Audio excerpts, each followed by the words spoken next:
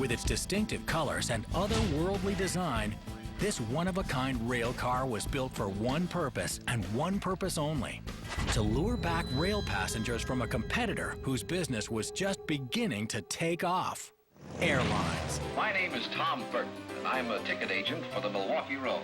I'm sure you would find it the most delightful trip you've ever had. When the Hiawatha debuted, flying would have been very laborious. The planes were uncomfortable, unpressurized, so your ears would be popping. So the railroads decided, well, we're going to promote luxury. Individual air conditioning controls, running ice water. There's nothing like this on any other railroad. Starting in the summer of 1947, these distinctive cars began operation as part of the Olympian Hiawatha service, which whisked passengers from Chicago west to the Cascade Mountains and beyond, all the way to Seattle. And the Hiawatha ran regularly at 100 to 110 miles an hour, so it was actually fairly speedy to ride the train at the time. On the old Milwaukee Road.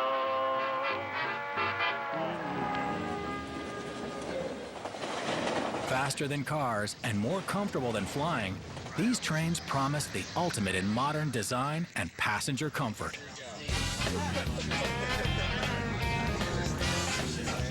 The car was actually built in 1948, and it was designed by a very famous industrial designer. At the time, they called him stylists. That stylist? Acclaimed industrial designer Brooks Stevens, whose futuristic concepts included everything from this now collectible Studebaker Hawk to an Evinrude boat, meant to fly like a helicopter. If you remember the Oscar Mayer Wienermobile, he designed and styled that. And he designed things like the Miller Beer logo, Harley Davidson. Yes, the chrome and steel machine that's become synonymous with macho was designed by the guy behind the Wienermobile. Even more astounding, these amazing designs were accomplished in a time when precise calculations were done on slide rules and plans were all drawn by hand. This car is extremely unique in that its geometric design in 1948 used all flat glass.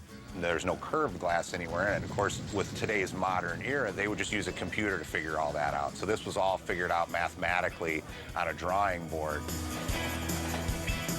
The uniqueness of this car was the fact that you could carry on a conversation with an individual while the scenery was going on behind the person you were talking to.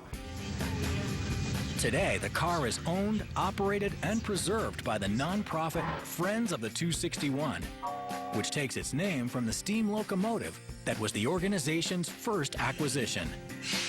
But much of the credit for the car's survival also goes to Brooks Stevens himself. There was 4 of these cars, and they were scrapping them. They had actually physically burned one because of the wood interior, so he had inquired about purchasing one, and they sold it to him for $2,500. At the time, he complained, and they threw in a new carpeting and new chairs for him. Thanks to the designer's foresight, today, families spanning 3 generations are able to speed along the banks of the Mississippi, enjoying the same experience as well-heeled passengers in days gone by. We've tried to leave it as much original as possible. The wool carpeting in here is actually original from 1965. They're aluminum deco, Art Deco style seating. And the whole car is really designed with kind of an Art Deco 1948 genre. The car's just got a fabulous patina to it. Blonde quarter sawn oak wood with mahogany inlaid in it in the luggage racks here. The shades and all the upholstery in the car is original from the early 1960s. You can see the seat numbers over each one of the seats, the small fold-out tables, and the colors are actually matched to the original colors that the car was painted in. This has some modern amenities, obviously modern air conditioning, modern restrooms, but as far as what the customer is going to see, they're going to see the original interior as it was in the 1950s and 60s. Just flip up the full-length leg rest, lower the back of the chair, stretch out, and relax.